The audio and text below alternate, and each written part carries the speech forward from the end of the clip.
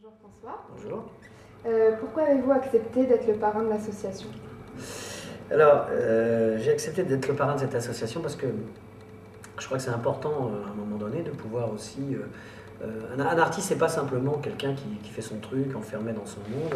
Justement, si on est artiste, c'est que quelque part on est ouvert à ce qui peut se passer et se produire dans la société. Donc, Jean-Luc m'en a parlé de l'association et il m'a expliqué ce qui s'était passé pour lui. Et par rapport à ce qu'il désirait faire par rapport aux autres, je trouvais que c'était une belle action méritoire par rapport justement à des besoins et qu'actuellement on est dans une société où chacun pense un peu à lui et à son petit confort, à sa petite chose, à essayer de préserver ce qu'il a encore. Et du coup, je trouvais que c'était bien qu'à un moment donné, justement, il y ait une possibilité de penser aussi aux autres, aux enfants, aux parents qui quelquefois effectivement sont confrontés à des douleurs terribles, voilà, qui n'ont pas la possibilité effectivement de pouvoir toujours financièrement assurer ce genre d'accidents et d'incidents de parcours dans sa propre vie, qui sont souvent des brisures. Et du coup, je trouvais que c'était important d'accompagner, pouvoir faire quelque chose comme un ambassadeur, quoi. Voilà, un parrain. Voilà. D'accord. Et selon vous, c'est quoi le rôle d'un parrain? Ben, ouais, voilà, le rôle d'un parrain, c'est un petit peu un ambassadeur aussi, c'est-à-dire de pouvoir... Il y a des spectateurs ou des gens qui nous font confiance en tant qu'artistes.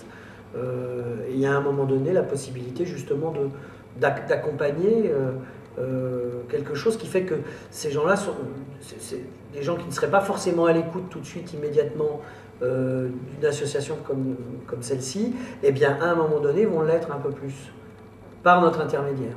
On peut relayer aussi par rapport à des journalistes, par rapport à un certain nombre voilà, de médias qu'on peut rencontrer, côtoyer, connaître, et du coup si ça peut aider l'association à se développer, à pouvoir encore plus agir auprès des enfants et des parents, eh bien c'est tant mieux, quoi.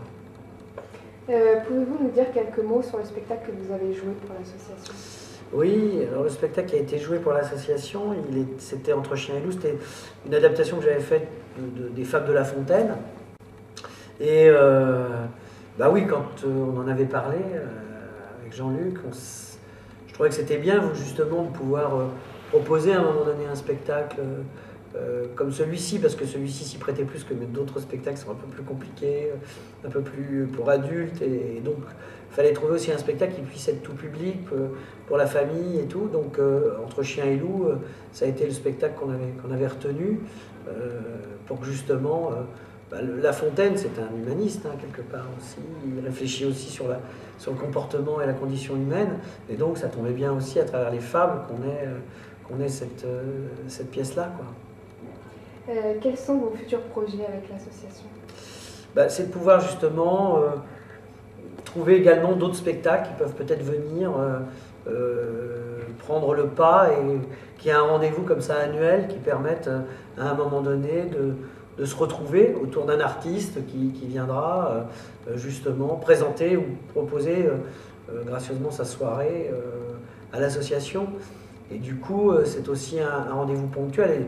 Et du coup, ça, moi, je peux essayer d'aider à trouver, parmi les spectacles que je mets en scène, ou d'autres d'ailleurs, des artistes que je connais, qui ont des spectacles qui pourraient très bien s'y prêter, de venir justement soutenir ce genre d'action.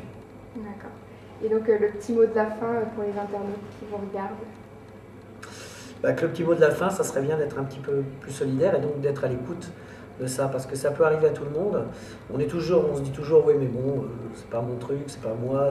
Puis le jour où ça arrive, le jour où on est confronté à ça, on est bien content à partir de là de trouver des gens qui sont là, structurés, et qui viennent vous aider à partir de là. Donc je trouve que c'est pas la peine d'attendre ça, en espérant que ça ne viendra jamais d'ailleurs, pour pouvoir faire quelque chose. Merci François.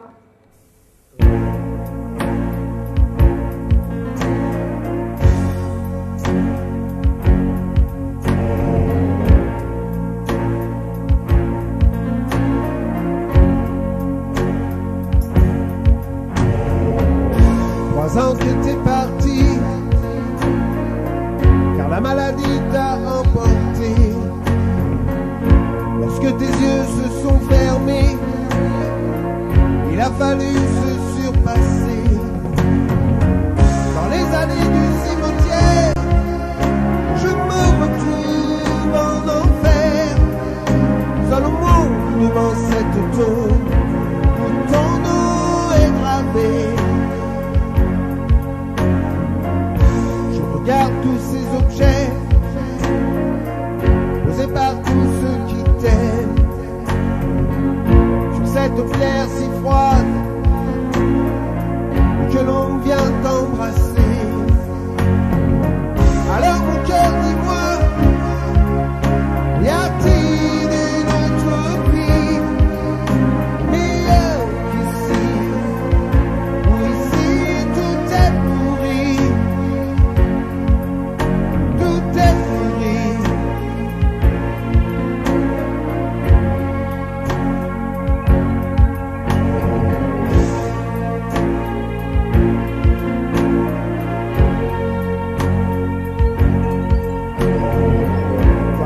Créateur, combien de fois t'ai-je appelé dans ces escaliers, jamais tu m'as écouté.